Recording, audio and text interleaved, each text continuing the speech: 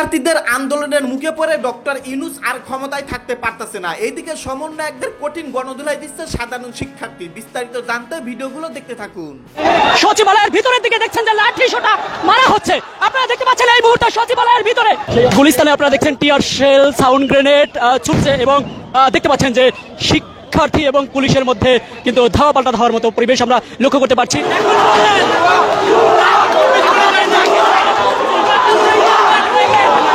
সংরক্ষিত স্থান বাংলাদেশ সচিবালয়, সেই সংরক্ষিত স্থানে যেখানে মিছিল মিটিং সভা সমাবেশ সবকিছু নিষিদ্ধ, সেটি তারা বারবার ভঙ্গ করেছে, ভঙ্গ করে তারা ভিতরে ঢুকেছে। ডক্টর ইউনূসের এক দফা এবং আসিফ ভুঁইয়া সহ আসিফ নজরুল সহ আরো অন্যান্য উপদেষ্টার পদত্যাগের দাবিতে বর্তমান যমুনা ঘেরাও করতেছে আপনার মাইলস্টোনের স্কুলের শিক্ষার্থীদের সাথে সাধারণ জনগণ। দর্শক বন্ধু, আপনারা এই মুহূর্তে দেখতে পাচ্ছেন লাঠি হাতে কিন্তু বর্তমান বৈষম্য বিরোধী ছাত্র আন্দোলনের নেতা কর্মীদের দুদফা সংঘর্ষের ঘটনাও ঘটে।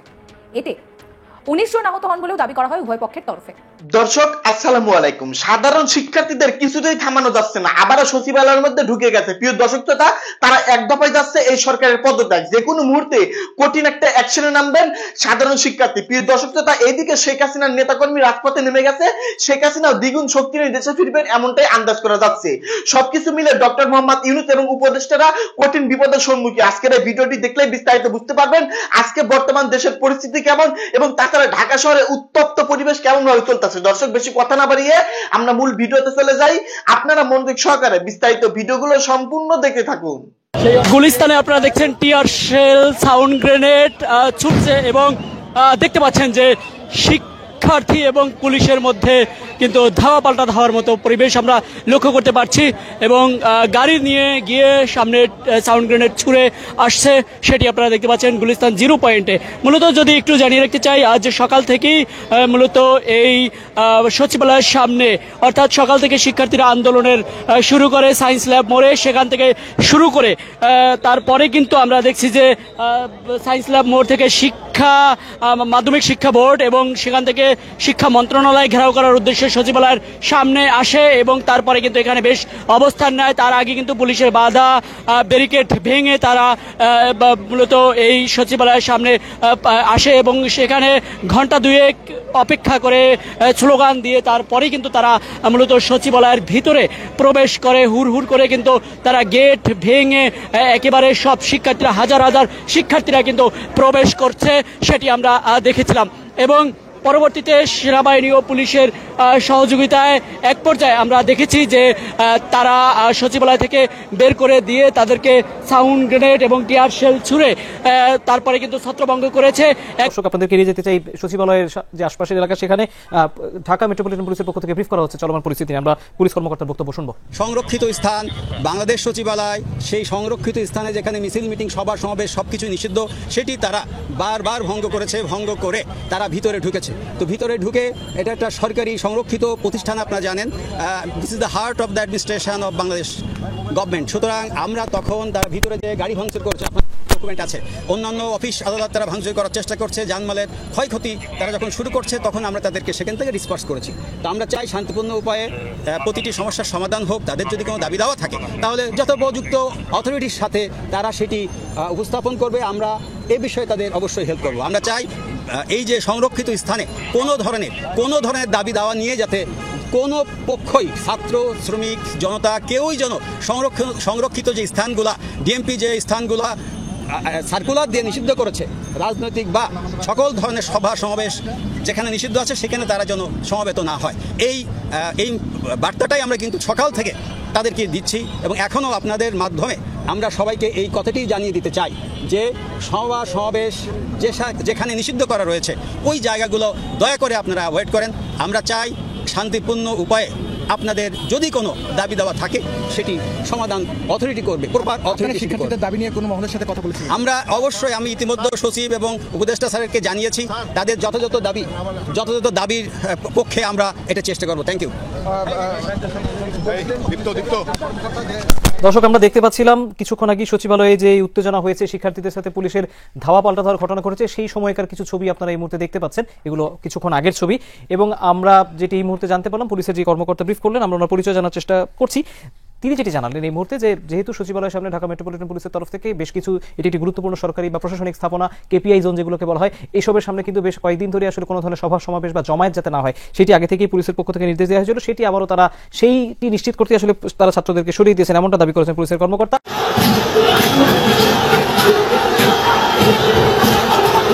দর্শক বন্ধু, আপনারা দেখতেই পাচ্ছেন সাধারণ জনগণের টুপের মুখে কিন্তু বাংলাদেশ সেনাবাহিনী কিন্তু এই মুহূর্তে কিন্তু পড়ে গিয়েছে।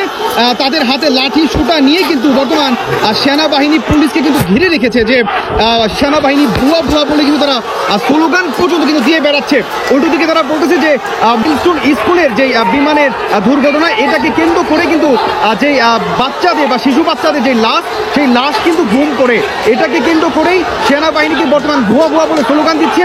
উল্টো দিকে ডক্টর ইউনূস সহ উপদেষ্টাদের পদত্যাগের দাবিতে বর্তমান সারা বাংলাদেশে কিন্তু আওয়ামী লীগের শেখ হাসিনা যেভাবে পতন ঘটেছে ঠিক সেম একটি আভাস কিন্তু বর্তমান ছাত্ররা কিন্তু দিচ্ছে। শুধু এটাই না, তার আরও বলা বলি করেছে যে শেখ হাসিনার সরকারই কিন্তু ভালো ছিল, আমরা তাহলে শেখ হাসিনাকে কেন উৎখাত করলাম, আমাদেরকে তাহলে শেখ হাসিনাকে ফিরিয়ে দেন। বর্তমান এই স্লোগান কিংবা সাধারণ শিক্ষার্থীদের মুখে কিন্তু এই স্লোগান পর্যন্ত আমরা দেখতে পাচ্ছি আপনারা এখানে সাধারণ জনতারাকে লাঠিচার্জ করেছে সেনাবাহিনী।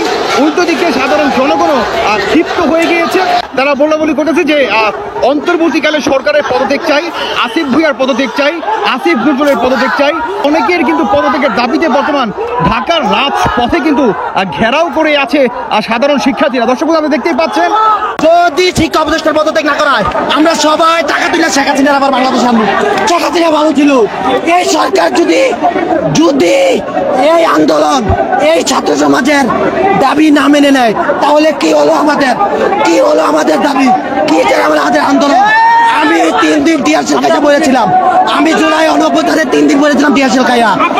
আমি শুধু শিক্ষা উপদেষ্টা না, তার সাথে যারা সংশ্লিষ্ট শিক্ষা সচিব, শিক্ষা উপদেষ্টা, ঢাকা বোর্ডের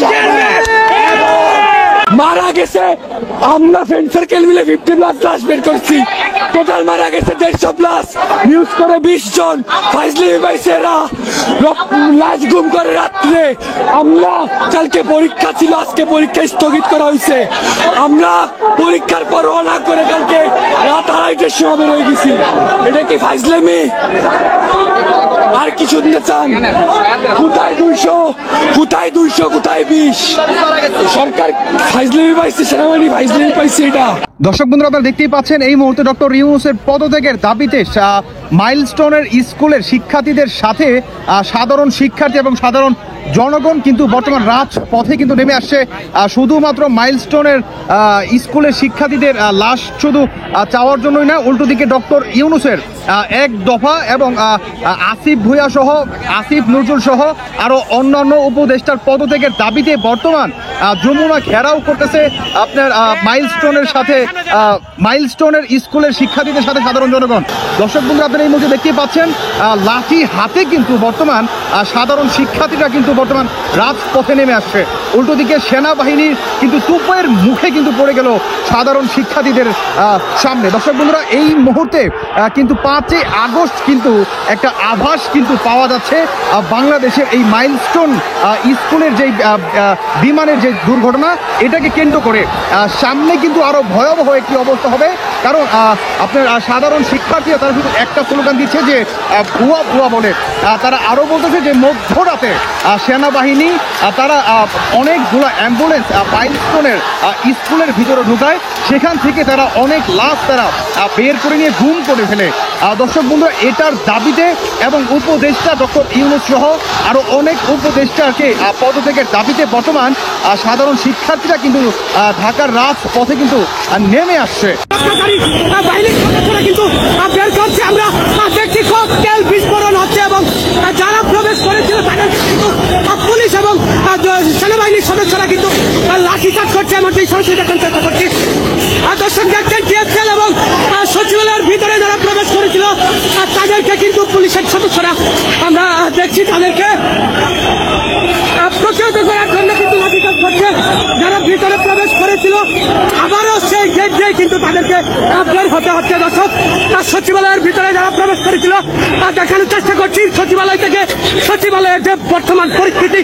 দর্শক, আমরা দেখছি আইন শৃঙ্খলা রক্ষাকারী বাহিনীর সদস্যরা কিন্তু যারা এখানে প্রবেশ করেছিল বা অনুপ্রবেশ করেছিল, গেট ভেঙে ভিতরে প্রবেশ করেছিল, তাদেরকে কিন্তু প্রতিহত করছে আইন শৃঙ্খলা রক্ষাকারী বাহিনীর সদস্যরা। দর্শক, দেখছেন যে টিএসএল নিক্ষেপ করা হচ্ছে এবং যাদেরকেই ভিতরে পাচ্ছে তাদেরকেই কিন্তু প্রতিহত করার চেষ্টা করছে আইন শৃঙ্খলা রক্ষাকারী বাহিনীর সদস্যরা।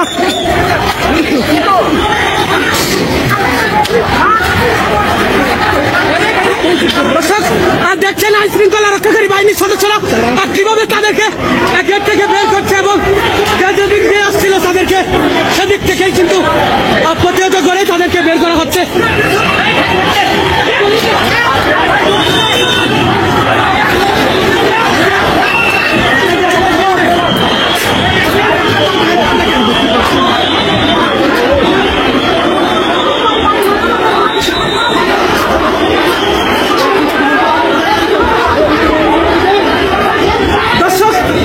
সচিবালয়ের ভিতরে আমরা যারা প্রবেশ করেছিল তাদেরকে প্রশাসনের সদস্যরা আমরা দেখছি আইন শৃঙ্খলা রক্ষাকারী বাহিনীর সদস্যরা তাদেরকে প্রতিহত করছে।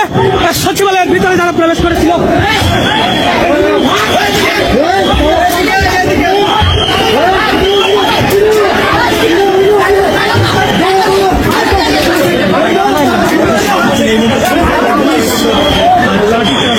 যেমনটি দেখছিলেন যে লাঠি চার্জের যে অবস্থা সচিবালয়ের ভিতরে গেট ভেঙে যারা প্রবেশ করেছিল তাদেরকে লাঠি চার্জ করে এবং আমরা দেখছি আইন শৃঙ্খলা রক্ষাকারী বাহিনীর সদস্যরা তাদেরকে প্রতিহত করছে।